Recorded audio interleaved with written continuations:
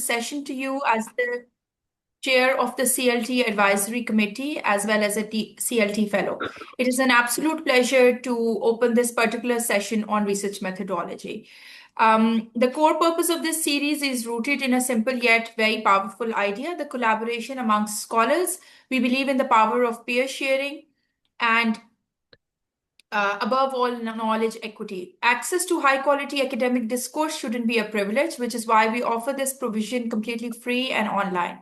By doing so, we proudly honor the core values of FCCU, especially our commitment to diversity and service to the wider global community. Over the years, we have been working to synchronize our sessions with the Whittier Researcher Development Framework, the RDF. As many of you know, the RDF was reconfigured recently in 2025. Considering this reconfiguration, our current series of webinars can best be stated as providing a strong coverage of the following domains: researcher values and behaviors, research methods and digital literacy, ethical and responsible research, scholarly communication and publication, and collaborative research culture.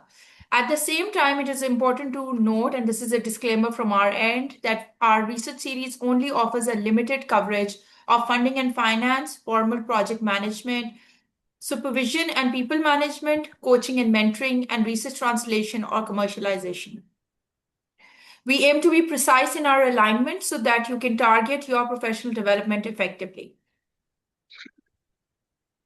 Now we jump directly into our 8th session in the series, the SoTL as Inquiry in Action, Designing, Investigating, and Sharing Teaching for Impact. SoTL is Scholarship of Teaching and Learning.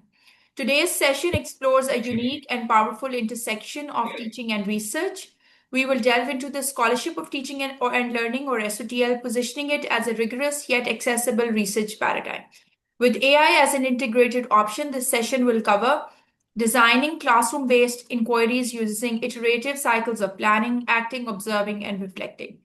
The methods for effectively collecting and interpreting evidence of student learning, strategies for translating your classroom findings into publishable and shareable academic outputs, and critically, the vital ethical considerations embedded in SoTL practice. The enthusiasm for this session underscores how deeply our global community values pedagogical excellence. We have received more than 8,000 registrations from more than 400 international universities and 230 national universities. At the moment, I can see more than 400 participants already in the Zoom meeting, and it is expected that more will join in as we speak. As always, once we exceed 1,000 participants in Zoom, the remaining attendees will be automatically steered to our live streaming link. It is now my distinct privilege to introduce our world-renowned resource person for today, Professor Earle Abrahamson. Professor Abrahamson is an internationally recognized leader in the scholarship of teaching and learning with an extraordinary track record of developing sustainable SoTL cultures across institutions, regions, and academic disciplines. He's a professor of SoTL at the University of Hertfordshire, where he uniquely holds the institution's only professorial role dedicated specifically to this domain. Born and educated in Johannesburg, South Africa, Professor Abrahamson's career is grounded in a deep commitment to educational justice, widening participation, and scholarly teaching within diverse global contexts. He also holds a visiting professorship at Ashishi's University, I hope I pronounced that correctly, where he collaborates with academic leaders and early career educators to build contextually grounded institutional ecosystems and mentor staff in locally relevant SoTL inquiry. His accolades are extensive. He is a fellow of the International Society for the Scholarship of Teaching and Learning, ISSOTL, a principal fellow of Advanced HE, and a national teaching fellow. Furthermore, his leadership shapes the global SoTL discourse. He is a former co-chair of ISSOTL's Global Advocacy Committee, co-editor of Teaching and Learning Inquiry, founding editor of the Journal of Impact Cultures, and co-convener of the Advanced HE Network, alongside sitting on the Euro SoTL board and UK SoTL Alliance. Across all these roles, he is known for empowering others to lead within their own context, creating a connected, equitable, and sustainable global SoTL ecosystem. Earl, we are absolutely thrilled to have your leadership and insight with us today. The floor is all yours. Thank you. And thank you, colleagues. And thank you for that very warm welcome. And it's certainly a privilege for me to be involved with you. And I'm absolutely blown away by the number of colleagues joining a call. So I hope I can do it justice and give you some of the insights into the world that I share, that I'm passionate about, and that I focus my teaching as well as my research in. So I'm just going to share my screen so it can enable the slides that I'm going to be using. And I hope this is the right screen. Let me just see. No, sorry, I may have to stop sharing. I've got three screens running here at once. And I'm just going, sorry, there's a slight issue on my side. It won't take long to fix. Um,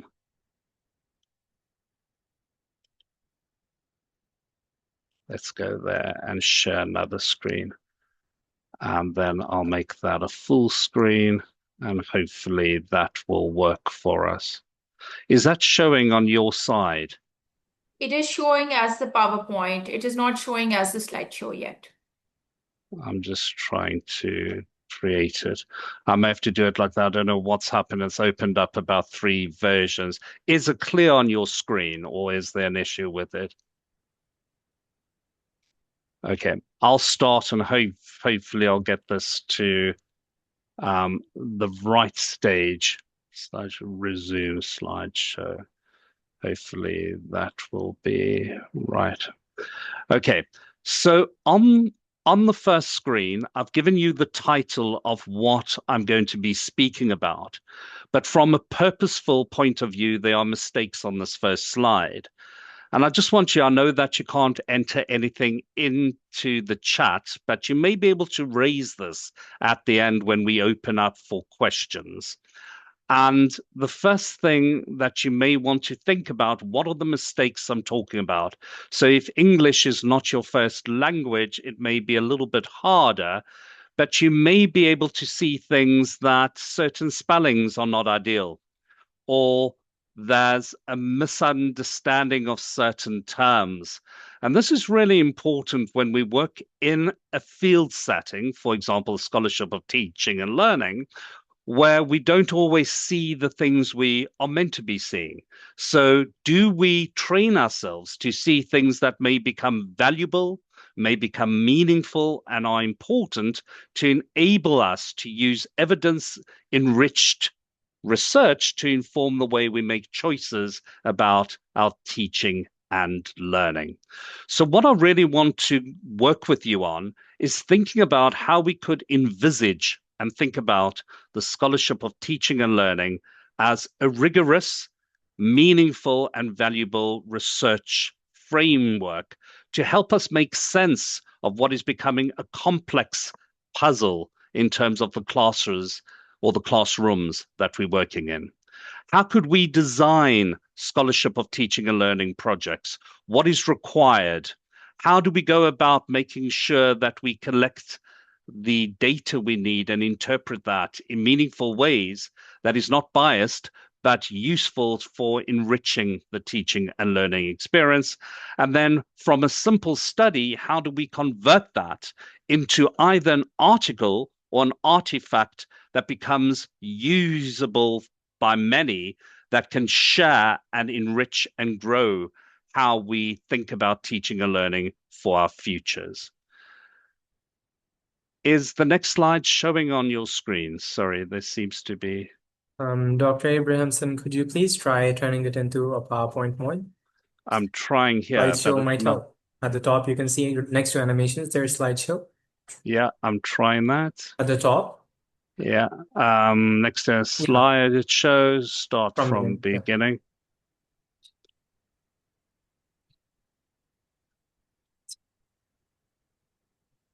Sorry, something. I'm going to start that again. Can you try from current slide? Yeah. It's next to from beginning. Is that on the very left? Showing now? I'm just going to go on. Is that showing on your screen? We are seeing Is the that presenter view. We are seeing the presenter view, not the actual slideshow. so? How do we change that view? That's the issue. Well, also, what I'm going to do, I'm just going to take one screen out because I've got multiple screens here. And is that showing now as a slide show? It's still showing the same way. So screen keep I think if slide. you go to these settings and hide presenter view, Sorry, the one setting.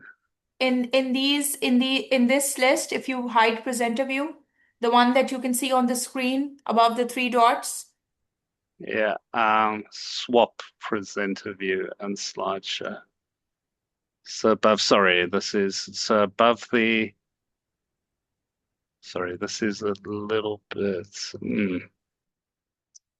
Because I've got the display settings. The three dots next to the video camera, right above the slide numbers. This one, if you click here, Yeah, and those when you click, this list allows you to hide presenter view. there. Sorry, yes. Better for you? Yes, perfect. Sorry about that. Yeah, I learned something. So we're all learning here. Thank you. So the one thing I just wanted you to think about before we get to the questions at the end. So feel free to write down your answer because we can address this when we question.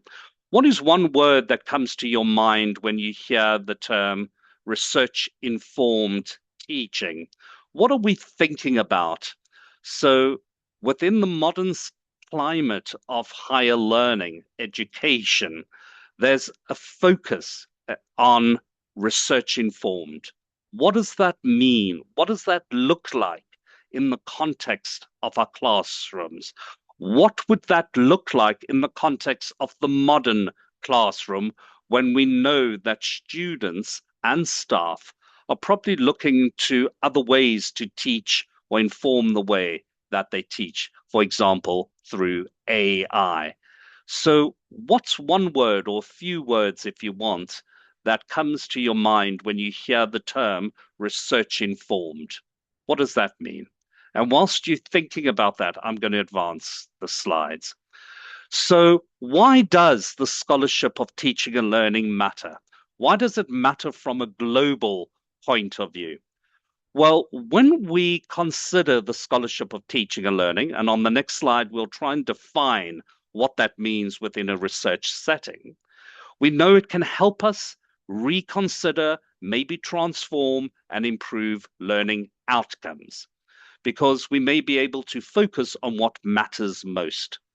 It can also help us maybe gain insights into complex educational concerns or challenge. And I'm going to talk about a theory and a framework that the International Society for the Scholarship of Teaching and Learning have been working with to consider what the grand challenge is for the scholarship of teaching and learning. It can also help us to be authors and contribute to building evidence-informed knowledge and practice about why we choose to do the things we do within our classrooms. And then it can also help us think about the metrics in terms of what does flourishing look like or success in multiple settings.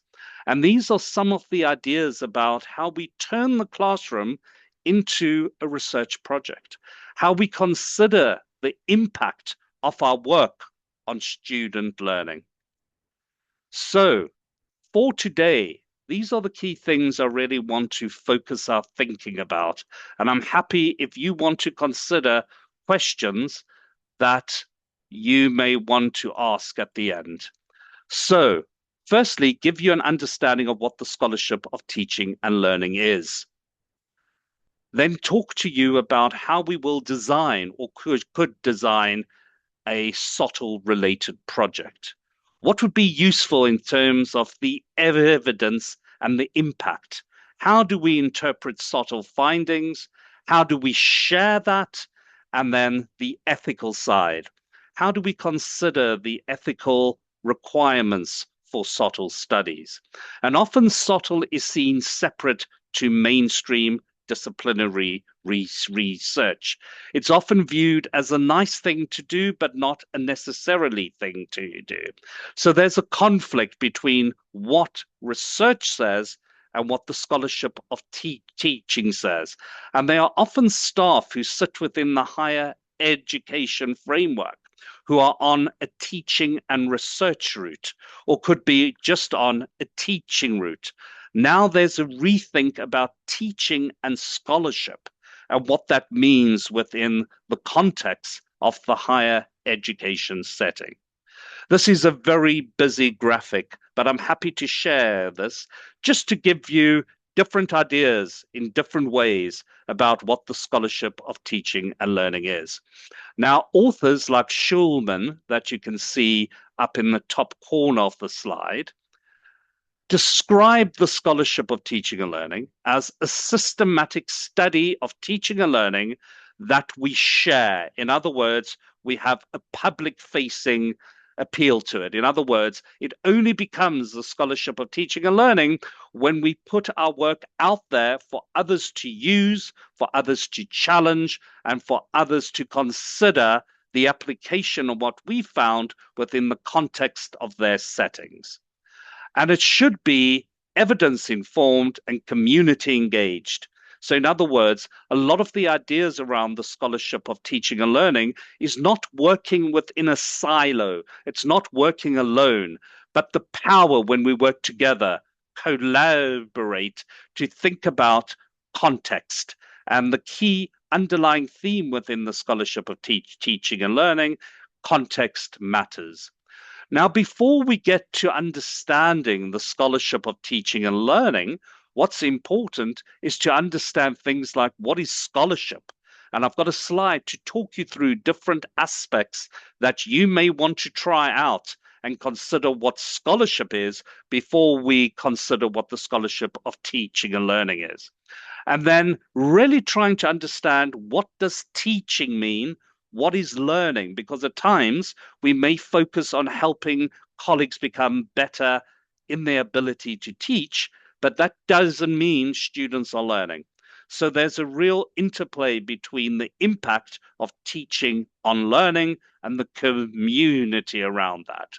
So there's been a number of authors or scholars within the scholarship of teaching and learning who have tried to create a framework to use the scholarship of teaching and learning within research and scholarship in a broader sense.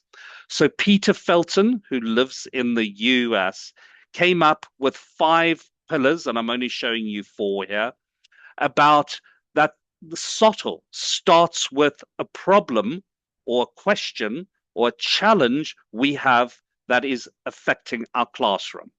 Now, what tends to happen in the scholarship of teaching and learning, if you have a problem in your classroom, you may not want to share that. It may be a negativity or a negative thing to share, depending on the structure of your work and the kinds of work that you're doing.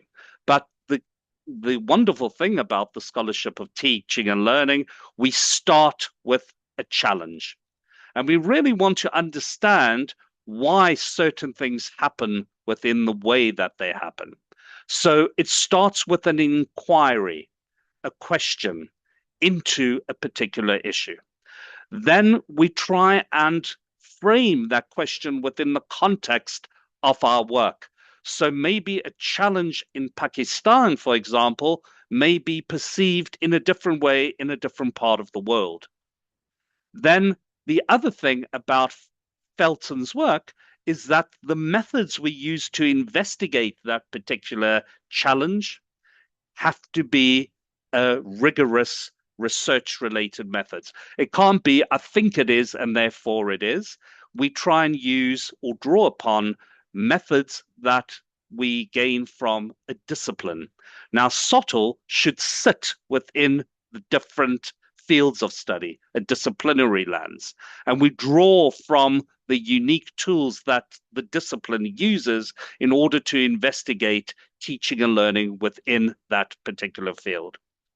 Then, in order for SoTL to truly entertain its community appeal, we try to conduct SoTL in partnership with students. So students both become the subject as well as the topic and possibly co-authors of the SoTL piece.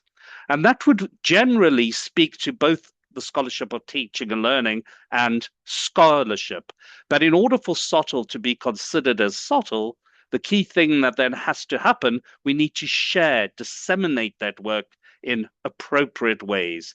And previously it was writing the research article. Now SoTL has turned to what we call a public SoTL, and that means we entertain the artifacts. So where could we have impact most? Things like podcasts, websites, resources, LinkedIn posts, multiple ways in which we can share the work that we do. But in order to assess whether our work is of use or not, Hutchings and Schulman came up with what we call a taxonomy of questions. And they could be questions about what is it that we do within the classroom? How do we explain to others what it is we do? That's the first part.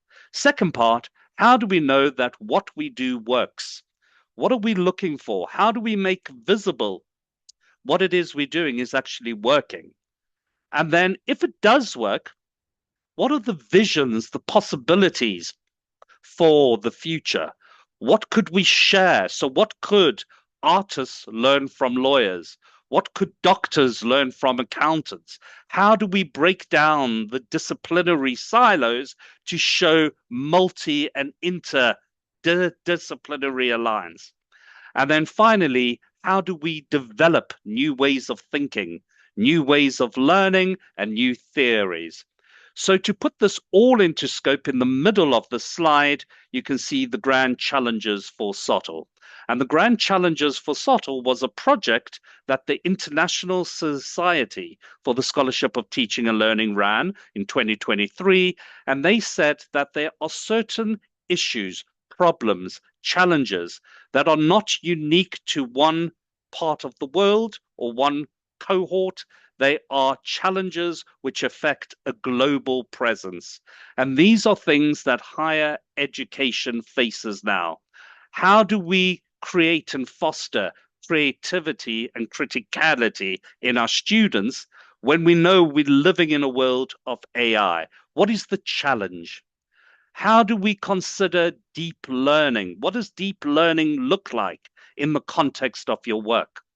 How do we address the complexities of learning? When someone starts in year one, what are the complex natures and how does that complexity change as you travel through your study?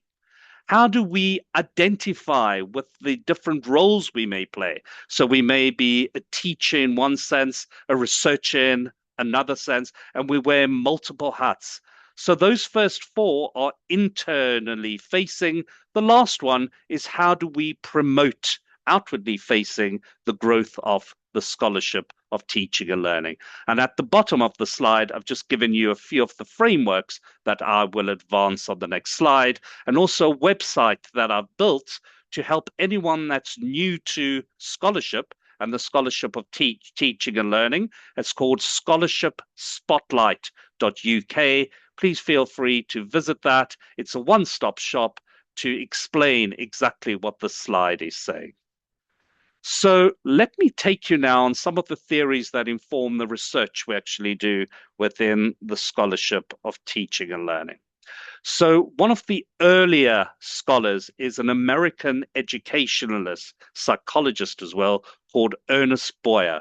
And whenever you read about the scholarship of teaching and learning, you're bound to find Boyer being mentioned as one of the founders of what we now consider to be the scholarship of teaching and learning.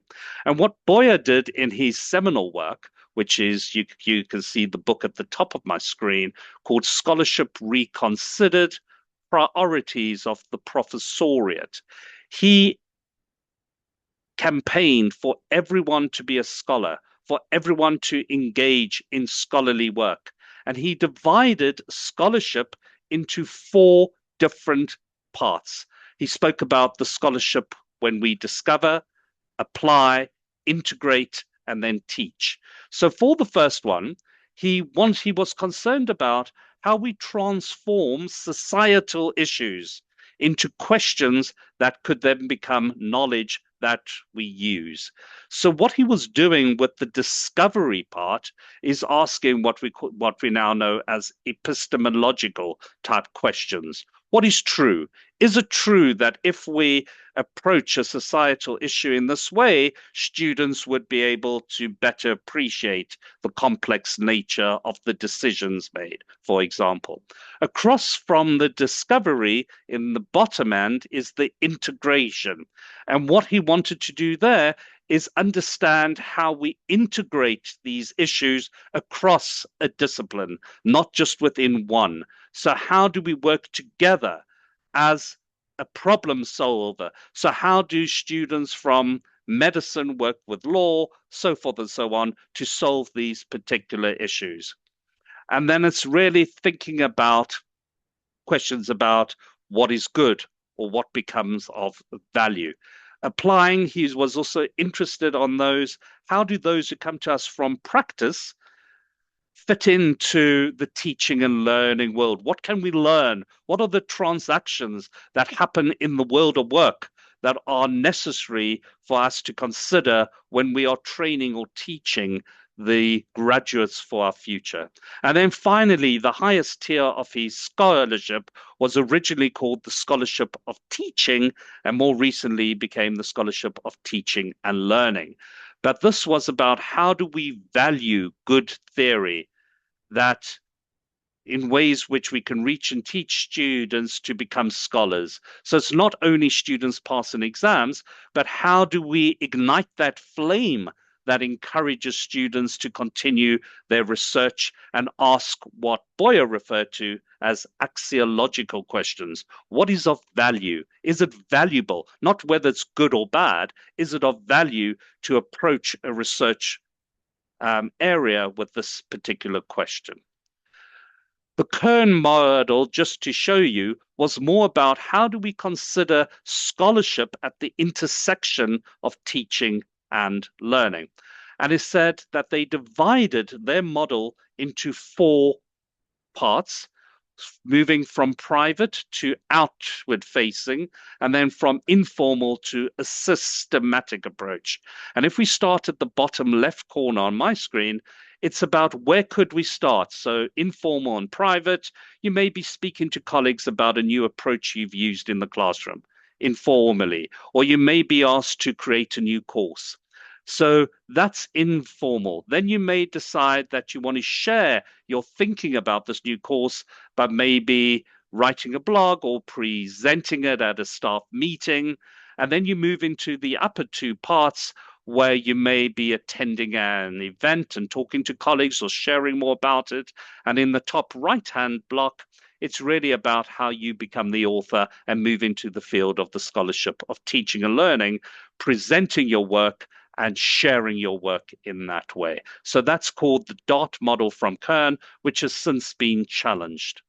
Felton, as I mentioned before, spoke about the 5 different pillars. We've already addressed those, but just to show you on the slide, and more recently in 2024, Hamilton and McCullum said that something that is lacking within Felton's work is really about how we position our epistemological and ontological views. So in other words, what systems of knowledge do we use to build our SoTL?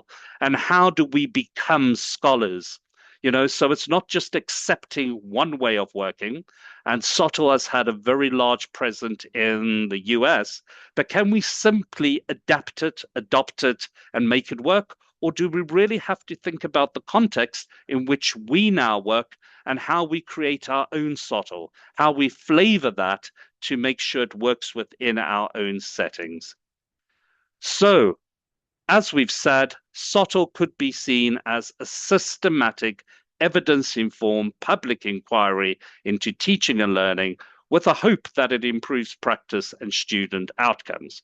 When we go to questions, I want to know whether you think this may work for you. Is this something that you would be excited to look at and research or consider? So I'm just going to hold that thought. If you want to write down your answers, and when I come to questions, feel free to offer your answers as well. So with SoTL, we have what we call an inquiry cycle. So we may want to plan a study. So we start with a challenge. Out of that challenge, we should be able to consider a question. What is the key question we want to ask? And it may be that you teach a very large group and you notice that some students engage in the pre-reading or the activity and some don't. So the challenge is, how do I get more students engaging in and around the learning? And the question you may want to ask, why do students in the first row engage better than students in the back row? And you're trying to investigate, is it about where students sit? Is it about what students do before they enter? Is it about the culture that students understand their learning? And these all inform what we observe, what we take away as the key learning, and how we direct that SoTL inquiry. So with SoTL, as I said, as we design a project, thinking about the challenge, the question, the appropriate methods. Are we going to use a quantitative approach, a qualitative approach? What would work? Are we only interested in metrics? Are we interested in the students, the person, the people behind the stats? How are we going to go about? What are the ethical issues we need to take into account? And how do we make sense of those findings? And all of that is important to inform the SoTL project plan. And from a traditional point of view, most of the SoTL projects arise from the social sciences. And those in the more of the pure sciences often struggle to reconsider and configure where their SoTL sits. And now we're seeing a greater pool of recent times of more scientific knowledge being applied to understanding SoTL and thinking about different approaches from a quantitative point of view and different metrics that are helping us inform the landscape that we see SoTL emerging upon.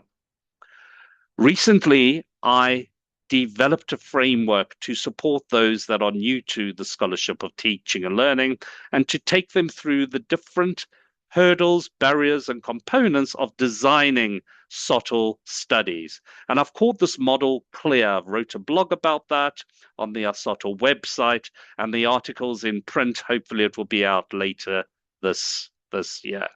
But the CLEAR model has got 5 different stages to it. The first one, we need to be curious. We need to be brave enough to ask and think about a challenge that can be designed into a question.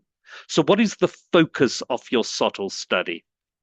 Then you need to read SoTL, learn from the theories, a literature base. What is current research saying about this particular issue? Are you there to add to this, to challenge the current body, or to use it in a new way? Evidence and methods for the E of CLEAR. What methods are you going to use and why? And why those methods? Is there another way of doing this study? What are we hoping to find? How are we going to interpret our findings? Analyze what it is we have found, and then reflect upon that and apply it again to the classroom. Are we going to change the way we think about teaching and learning? And where in the process could we probably have space to include students, either as part of the study or as the theme for study?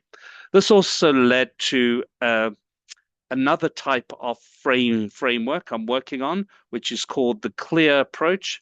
And the CLEAR approach is really about the question you ask. Is it viable, valuable? The context, evidence, what evidence matters to enable you to address that question in the best way? The design, and we try to keep the design simple. What are we aiming to achieve?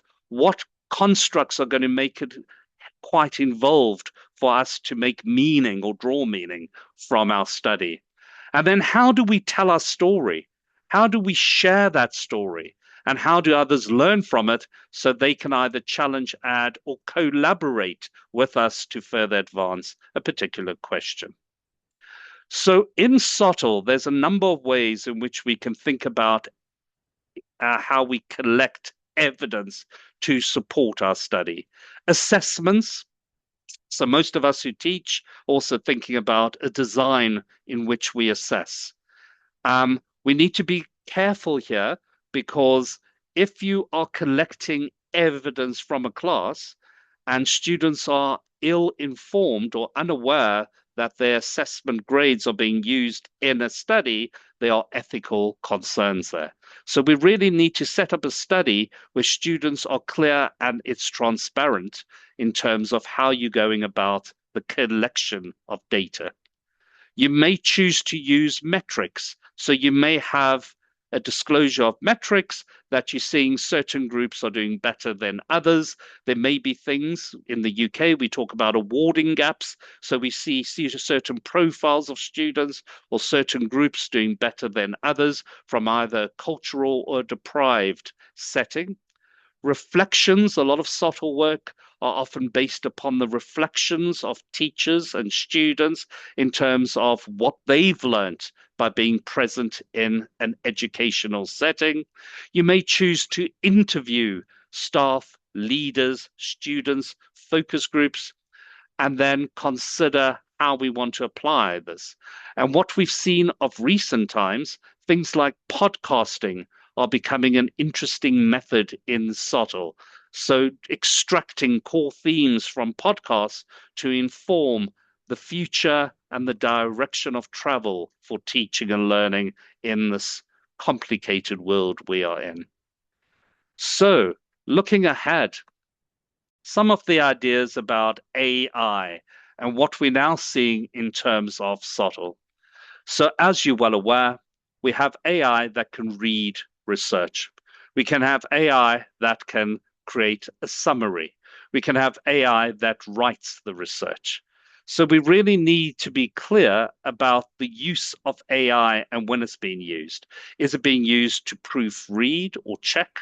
Is it being used to help? Is it a partner that can help us to consider or probe different types of questions? What are the prompts that we use to maybe engage AI in the design of a SoTL study? Could it be used to code? Could it be used to help us understand patterns? Could it be used to help us create a visual for the work we're doing? And yes, it can, and we know that it can. But the most important thing, SoTL is about humans. We have subjective experiences, and it's essential that we keep human judgment perfectly within the loop for SoTL. So when we think about ethics and the responsible practice in research of SoTL, consent is key. How are we engaging within our classrooms when there's an intersection and interplay of power? The educator teaching the students and then using students as part of the research. What is that power struggle? Where do we establish a consent? Confidential. Are we working on one student in a case study that whatever we find, it's easily identifiable that is the student we have studied? We need to be transparent. We need to think about cultures. And most journals now within the scholarship of teaching and learning have an AI strategy, which talks about ethical and responsible use. And these are the potential challenges and barriers that we see in terms of applying for ethics and making clear the purpose, nature, and value of SoTL studies. Once you have conducted your study, once you have found certain things, how do we share? And one of the best places to share is to present your work to those that matter most. It may be staff, it may be students, it may be leaders that you want to engage. And my SoTL journey has been woven into 3 L's that I talk about. My learned experience, what I've learned by engaging in SoTL with others, my lived experience, what I bring into SoTL, and my lead experience, how I lead others to engage in SoTL. And through a presentation to colleagues, I then also share my SoTL both in article format in multiple journals, but also in books, as well as artifacts, postings on LinkedIn, blogs, podcasts, a range of things. But the most important thing for me and my lessons learned are really how do we create and sustain a community of practice for those interested in SoTL? How do we share the challenge? How together do we consider the value of the questions? So ultimately, we can see the impact of our work through institutional change, which is a real challenge. So I'll leave you with a slide before we come to our questions. Going forward, you may want to think about a challenge that you face within teaching and learning. Whether you teach, whether you're a student, there may be a challenge that you face. How would you convert that challenge into a SoTL question? What would be of value? And I'm going back to Boyer's work here, thinking about the value. And then finally, what evidence would you seek out to help you make sense of that work? And I'll leave you again with a resource that I've created that may help you to get started.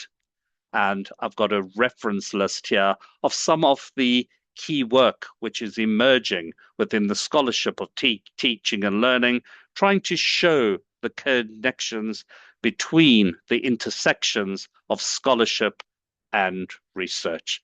So I'll stop it there, and I'm happy to now come to questions. And I know that I've been told that someone may be reading questions out for me to engage with. So thank you for your time and listening. Okay, so I'll be reading out the questions and you can take them one by one. So we'll start off with the question from Amber Shahzadi, who is an alumnus from Foreman Christian College. And she asks, how can educators distinguish between genuine improvements in learning and short-term increases in student engagement?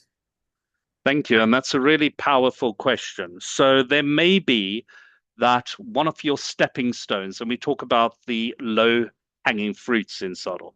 One of the stepping stones may actually be that you set up a very simple study to investigate what are the immediate impacts or changes by changing a method. So it may be that you've always taught in a certain way, and now you're thinking about a different way to teach. So an example being, often we consider that when we run a class, we may be led or guided by the learning outcomes. So the learning outcomes may decide what it is we do. But what happens if we start at the opposite end and we consider what the assessment for the module is? What do we want students to be able to do? What opportunities do we give students to practice what we're asking them to do? And then we redesign the learning outcomes. That may be just a simple change that leads to a different change. So the first step may be one small change that could empower the class. And once you notice what has changed, you may be curious to understand, is this just within the context of my work? Or could this be of value to other fields or other classes? And then you engage in a bigger project to test that. So that would be the value of starting small, learning from your findings, and then going to what Schulman and Hutchins said, what could be possible, to see whether that approach then could inform an institutional or program level change. I don't know if that's answered, but that's usually one of the approaches that we use. We have a question from Dr. Ehsan Farooq, who's from Rifa University, and he asks, how can junior educators turn their classroom innovations into peer-reviewed SoTL research? How can they demonstrate the impact of their inquiry into action to enhance their academic careers? Since with the rise of generative AI, we need to adapt to online formative assessments in order to ensure academic integrity. Yeah, that's a really good question. Multiple questions contained in there. The first thing is to really think about what is the challenge that I face, and that's the hardest part. Is AI a threat? You know, And we can think about, is it really AI becoming the threat to the future of AG?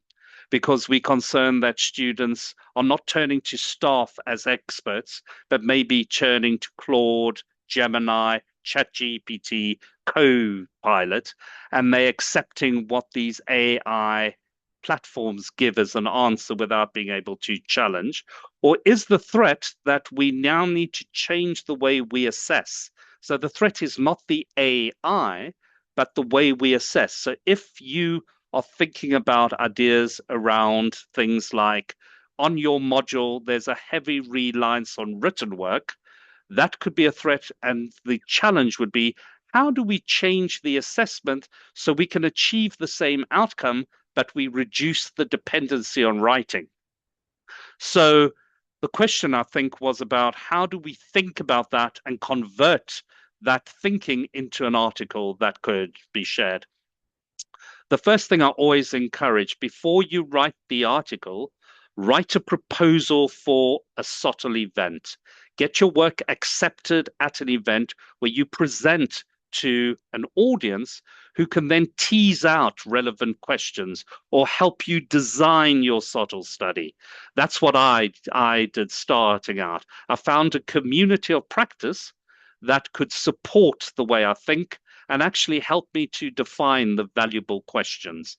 And then I slowly found scholars who are working in the same field who wanted to work with me on projects. So it may be for your first article you're writing in SoTL, you may want to work with others so that you can bounce ideas off and have a critical friend. Once you've understood, and I hate to use the word recipe, but you understand how to write and read SoTL and research it, then you may want to attempt having articles that are solo authored. But I would say the way to start out with your first article is consider writing as part of a group. And they are international writing groups. And if any of you are keen on this, I'm happy to run one in Pakistan for you at a later date where we can think about what the challenges and what the themes are. But international writing groups are a wonderful way to get started. I'm not sure if I've addressed all of your points, but I think those were the key points you may have raised. Yeah. We have a question that's from Noman Ali, who's from SMBBU Larkana. He asks, how can SoTL create a culture of continuous improvement among educators and students? And how can SoTL help bridge the gap between educational theory and classroom practice in professional education? Thank you. Well, SoTL actually sits within the classroom. So it's a form of inquiry or research that enables us to turn the classroom into a research project. So it's really about SoTL, I see as a fundamental component of how we need to think about teaching and learning, how we use evidence-informed approaches. So it's not just I'm going to move these students to the back of the class because they're talking. It's a question about what is research saying about engagement in large classes? What methods or what approaches have worked? And what you're ultimately trying to do is draw upon those research identities and findings to see whether they apply within the context of your work. And that's important because what you do then is you add to an existing body of knowledge or you challenge that existing body of work. The second part is about not so much the outputs of SoTL, so how many articles we put out there, but how we use an evidence-informed approach to reflect upon the work we're actually doing, to think about what matters most. Is it about students passing an exam? Or is it about how students retain and apply their knowledge so that they become employer ready? In other words, are we really training and helping students become employers for the future in a world that is quite unsettled, uncertain? So what needs to be happening in the classroom now to better prepare students for the challenges that they face? And through SoTL, you discover things like authentic learning. So, for example, in the UK, many years ago, a lot of our nursing students were encouraged to write essays. And the question is, when do nurses write essays when they're in practice? There's different ways and different skills that we may be able to encourage that would better suit them for their future work. So it's really thinking about that research-informed approach and be guided by research to inform the choices we make in the classroom. I hope that's answered. Sorry, I can go awful lot on this because I'm passionate about the questions you're asking. We have a question from Dr. Hirarani who asks, can you guide us for any one of the learning analytics that help us to assess whether students have learned or where they need to focus more when it comes from taking feedback from teachers? Yeah. So I'm going to flip it, and that's a wonderful question. Thank you for asking. The question is, how do we know students have learned? And what are we looking for? Is it just that they're able to pass exams? Is it that they're able to apply knowledge? Or is it that they're able to understand the intersections between being human and being able to support, become civil, and contribute to a society? Now, the learning depends on how we consider learning. In a simple way, scholars define learning as a change in outcome, behavior, values.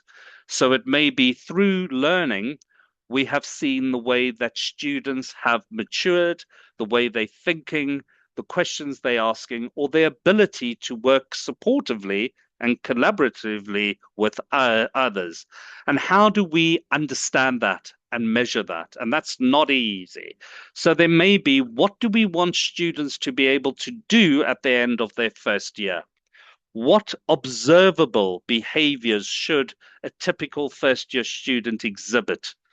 And what factors during that first year have contributed to a change? So it's a question of, where do we set our baseline to measure? Is it the day that the students arrive? Or is it at the end of the year? What are we trying to measure? And are we clear about what it is we are trying to measure? Just a wonderful example here. A colleague of mine says, my students attend my class, therefore they are engaged. And the concern there, attendance and engagement are two separate things. I could attend, but I'm not engaged, or I'm engaged with surfing online, booking my food or my shopping. So how do we know how students engage and learn? And often it's the metrics we don't see. So there may be students that are not present in class, but working online and really engaging and asking different types of questions. I think the challenge for us as we move forward, is it the student who's learning, or is it the AI learning? And students are becoming smarter at prompting, engineering their prompts, and rethinking what learning's about. And I think that's a challenge for us to redesign what the higher education experience is, so that students have the skills necessary to cope with their futures. We have a question from Rosen Petkov from AUBG who asks, in liberal arts universities, we have small classrooms. So if we develop an experimental class session for SoTL with student feedback, would the low respondent number be considered a drawback for publications? It depends. So that's a really exciting question, because it's the context matters. So maybe your context is you've got very small classes.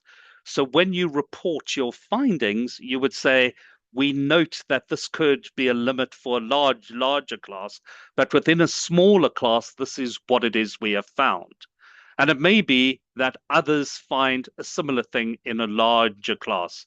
But the challenge and the beauty and the magic of SoTL is being brave enough to put your work out there. Others may read it and say, I'm not sure about this. This is not SoTL. Or they may read that and say, that's an interesting finding. I haven't found them that. And that leads them to ask different types of questions. For me, SoTL is not always about giving answers. It's about the ability to ask different types of questions. And I think for too long, we've relied on answers. Students expect us to give answers. And I think if we train them to ask questions that lead to value, is this question a valuable question to answer? It enables them with skills to consider and discover what answers or what solutions may be best for them as they advance. So don't be scared to run pilots. Don't be scared to use a small classroom, because what you find, if you just keep it to yourself, you may not be doing SoTL. But the minute you share that, then you are encouraging others to understand the context of your work and maybe extend it as well. So to answer your question, if you are able to do small scale studies, that is all necessary and important work within SoTL. We have a question from Mohammed Saeed, who asks, when SoTL emphasizes evidence-informed practice, how can educators balance measurable data with the unmeasurable human aspects of learning? Yeah, I wish I had a clear answer of that. I think what it does, it exposes parts within the teaching and learning, and I call it the learnscape, not the landscape. So how we place learners within the learning, it exposes things for us that we may not be aware of, and allows us to maybe consider what the real issues are. Because it's easy to assume that a student is disengaged, for example, because they appear lazy.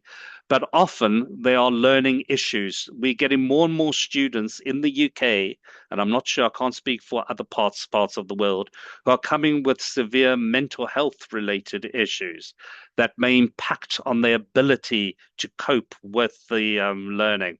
And I think that SoTL is about that delicate balance between what it is we find and how we interpret that within a human setting. So what could we do as a human group to impact, influence, and enable students to flourish and learn, but also feel that where they're learning is safe, that they feel part of.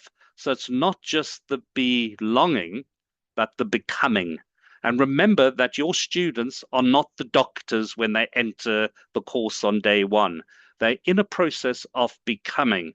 And whatever we do, whatever we study and research should be a process that enables us to understand how to influence and impact the processes that allow the students to become the best that they can.